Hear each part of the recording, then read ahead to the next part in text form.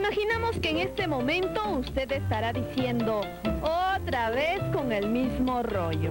Los de menor aprobación, los de los exagerados sueldos, los menos queridos. Pero no nos cambie, porque esta vez no hablaremos de eso. Esta vez le presentaremos a los recongresistas. ¿A quiénes? A los que quieren repetir el plato congresal por 5 años más. De los 120 que usted conoce, 38 buscan nuevamente ocupar estos asientos, que por cierto, más de una vez estuvieron vacíos, y 2 anhelan convertirse en parlamentarios andinos. ¿Sabe usted qué congresista no asistió al Parlamento 1188 veces? ¿Conoce usted qué padre de la patria presentó tan solo 70 o 57 proyectos de ley en 4 años y solo le fueron aprobados 11? ¿Y quién ha gastado más de 400,000 soles durante su permanencia en el Congreso? Preste mucha atención.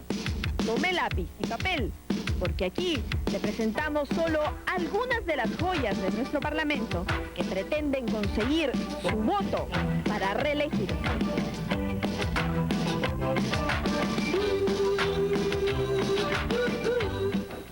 Estos son los escritorios públicos más codiciados, la oficina estatal más deseada del momento. Pero la pregunta es, ¿los que la ocuparán por segunda o tercera vez realmente se lo merecen? Y es que en esta carrera reeleccionista compiten parlamentarios del APRA, Unidad Nacional, el Frente Independiente Moralizador, Acción Popular, Somos Perú, Solidaridad Nacional, Fujimoristas, Perú Posibilistas, entre otros. Comencemos nuestra evaluación por el aspecto más difícil, las inasistencias. Teniendo en cuenta un rango de 2.696 votaciones hasta el año pasado, tenemos a Luis Juan Alba Castro, candidato aprista por La Libertad con el número 1. Recuerde bien, el número 1 en ese departamento y también el número 1 de los faltones, pues destaca por tener 44% de inasistencias, es decir, 1.188 faltas.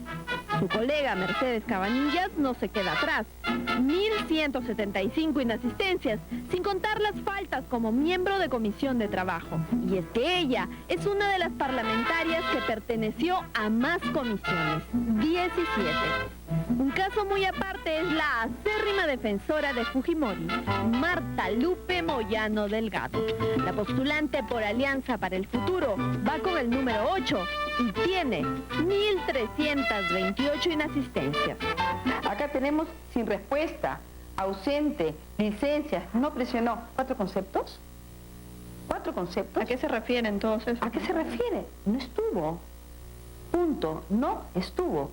Así es que a ningún congresista se le ha aplicado descuento alguno, ya sea por no asistir a las sesiones de pleno para votar, por pedido de licencia o simplemente por olvidar presionar el botón. Y ni qué decir de las inasistencias a las comisiones de trabajo. En esos casos, ni siquiera se supervisa y sanciona, por lo que más de un grupo de trabajo no se ha instalado por falta de quórum. En cuanto a los motivos de algunas licencias prolongadas, Oficialía Mayor del Congreso ha respondido que el tema es secreto de Estado.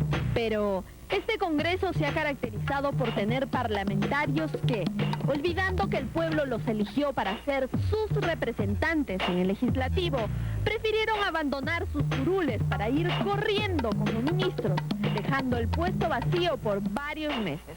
Entre ellos están Carlos Ferrero Costa, ex primer ministro con 952 inasistencias y nuevamente candidato por Perú Posible.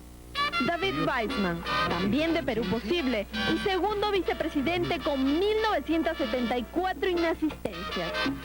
Fausto Alvarado del PIN, quien por ser ministro de Justicia se ausentó, escuche bien, 2 años y tiene 1.630 inasistencias. Luis María Santiago Solari de la Fuente, ex parlamentario del oficialismo, ex titular de Salud y hoy flamante candidato de Justicia Nacional que arrasa con más de 1.800 faltas. Lamentablemente esa curul queda vacía. Y nosotros hemos pedido que se debe dejar de lado ya esa práctica que parlamentarios que han sido elegidos para cumplir una función de congresistas pasen a ser parte del Ejecutivo. ¿Por qué? ¿Qué es lo que pasa cuando ellos retornan?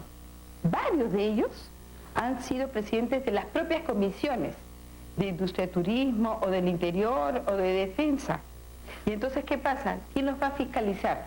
Si una de las labores más importantes del Congreso es fiscalizar, ellos se van a fiscalizar a sí mismos en los meses o años que han estado de funcionarios. Eso es una práctica inaceptable.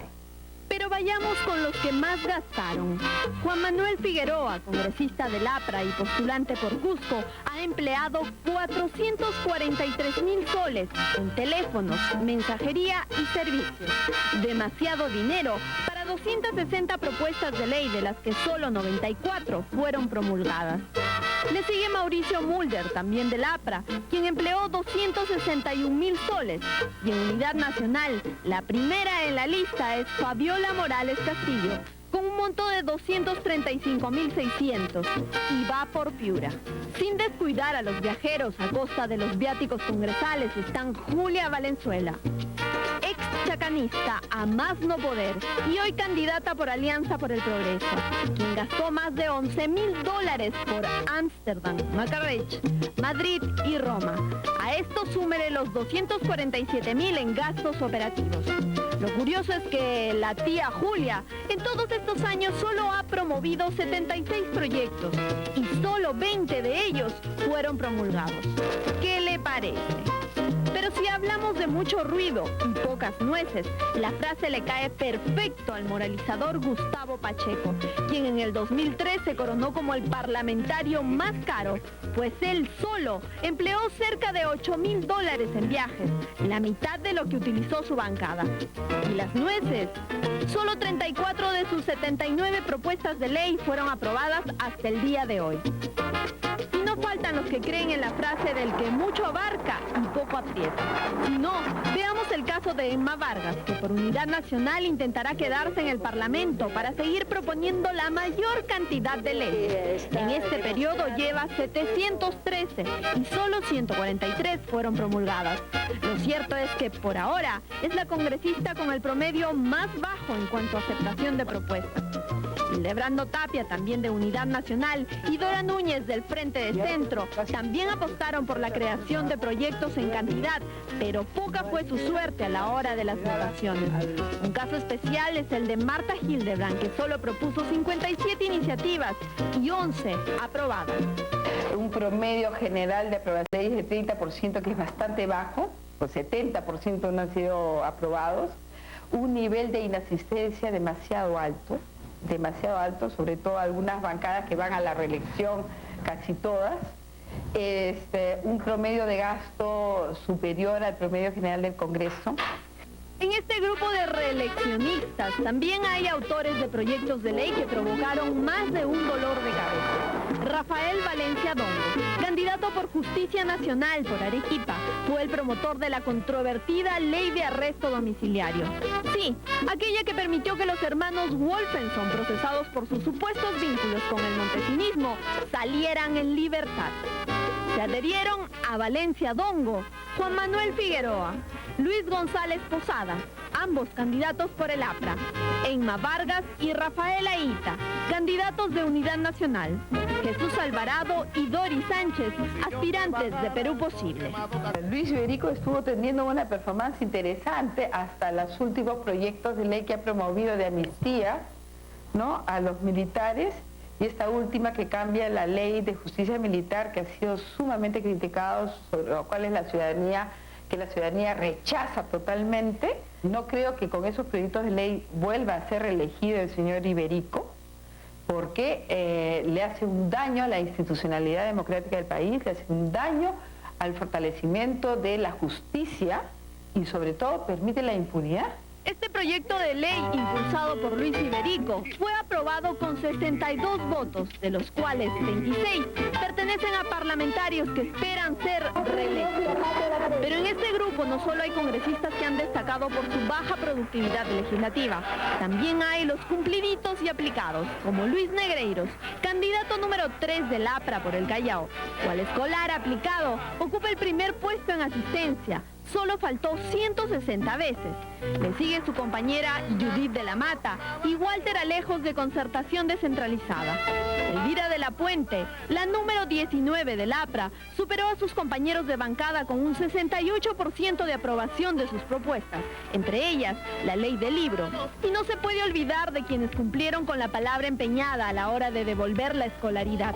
De la Puente, Mulder y Jorge del Castillo, junto a Aurelio Pastor. Los dos últimos anunciaron esta semana que también renuncian a los gastos operativos que les corresponde, es decir, 30.000 soles, y a las oficinas del Congreso para iniciar su campaña política. Y es que los demás harán proselitismo en calidad de congresistas. Es la impunidad total. No piden licencia siendo funcionarios públicos. Se les va a pagar gastos operativos. Se les deja el uso libre de sus oficinas para los gastos de bienes y servicios, telefonía, etcétera. Dígame usted, de los 3.000 candidatos, cerca de 3.000 candidatos que están yendo a las elecciones, ¿están contando con esos privilegios? Ninguno. Y la sorpresa es José Luna Gálvez, quien va con el número 30 por Unidad Nacional. Por si no lo recuerda, él fue elegido en el 2000 por Solidaridad Nacional, pero fue suspendido tras una acusación constitucional, pues Luna fue señalado como uno de los congresistas tránsfugas que a cambio de $7.000 se pasó a las filas de Fujimori, Perú 2000. El entorno de Montesinos lo ha señalado como uno de los visitantes del Servicio de Inteligencia Nacional. Pero en estas elecciones no solo elegiremos a los integrantes del nuevo Parlamento Nacional, también se elegirá a los nuevos representantes del Parlamento Andino, una institución a nivel regional que no legisla ni tiene carácter vinculante. La única función que yo entiendo ahora es la de abrir cauce en un proceso de fortalecimiento paulatino que en el mediano plazo realmente concluya en la instalación de un parlamento real y cabal. Pero si la pregunta va por el lado de los acuerdos efectivos, no cumple ninguna función, no nos engañemos. Hasta hace 5 años era el mismo Congreso Nacional quien designaba a los 5 miembros peruanos para el Parlamento Andino, pero esta vez no será así. Y claro, hay quienes tentarán suerte por ahí, como por ejemplo Rafael Rey, congresista por 15 años, y hoy anhela incrementar su currículum con el título de parlamentario andino. En este periodo legislativo, Rey precisamente no se ha caracterizado por su eficiente labor, sino más bien por sus abiertos desacuerdos con la lideresa y compañeros de su partido. En su haber tiene 1.170 inasistencias, ocupando el segundo lugar luego de Alba Castro, y solamente 70 proyectos presentados, de los cuales 23 fueron aprobados. Otra candidata que aspira a escalar un peldaño en su insólita carrera política es nada menos que Doris Sánchez, otra chacanista que además de defender lo indefendible, salvaguardar su sueldo y organizar bienvenidas a yayeras, tiene más de 1.000 inasistencias a las votaciones. Es la peruposibilista más cara, gastando 122.000 soles, y solo ha logrado la aprobación de 27 de sus 126 propuestas. Lo increíble es que los elegidos al Parlamento Andino ganarán tan igual como sus pares nacionales, es decir, 14 sueldos más gastos operativos, aun cuando solo tienen que sesionar en Bogotá, Colombia, 2 veces al año. Me parece que sería suficiente con que se les pague un mes antes, durante y después, un mes más, de tal manera que tengan un periodo de preparación, luego una actuación cabal, y por último lo relativo a las responsabilidades derivadas de los acuerdos que se toman. Evidentemente, los parlamentarios andinos tendrán que ser personas de gran reputación, honorables y preparados en temas internacionales. Este Congreso nos ha costado en 4 años aproximadamente 182.000 soles. Al Perú le cuesta 54.000 soles, escuche bien, mantener un solo congresista mensualmente. Y los resultados no han sido los más alentadores, pues quedan durmiendo en el sueño de los justos miles de proyectos de ley, mientras que los más importantes referentes a la reforma constitucional, la reducción de sus sueldos y otros fueron aplazados. ¿Hasta cuándo? Solo Dios sabe. Esta vez no solo serán 120 los congresistas a elegir, sino 125 con los representantes andinos. Solo queda que usted, señor elector, saque sus propias conclusiones y no se olvide, mucho ojo a la hora de votar.